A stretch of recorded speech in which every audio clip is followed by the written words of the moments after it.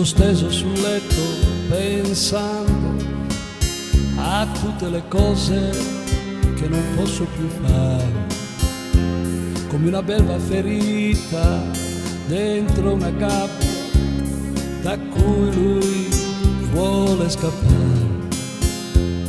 Ma non trovo le vie di uscita, tu li hai chiuse, che ci posso fare? Sei arrivato come un vile bastardo, senza fare rumore e neanche avvisare. E mi giungono pianti di bambini costretti a giocare non più vicini. In cuor mio penso se tutto ciò un senso ha. In realtà non mollerò, in fondo parlerò, e a te che ascolti me, coraggio infonderò.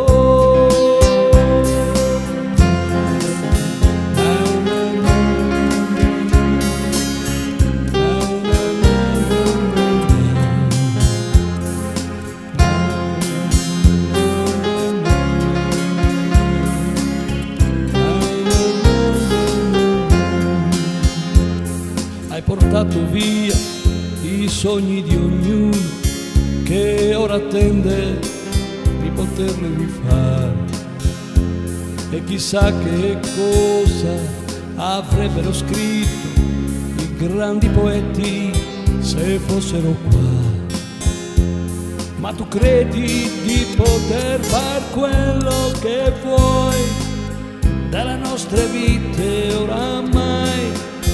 Poi mi ripeto, dai ce la farò, e un attimo dopo ma si crollerò. Si ferma la strada e rallenta là dentro un respiro, dopo tanto affannare, e sento piangere un padre, una madre, un bambino e i nonni stanno là. Il tempo attende sospeso, un medico in guerra fa. Io vivo un comodo esilio qua, mentre tutto qua ce l'ha.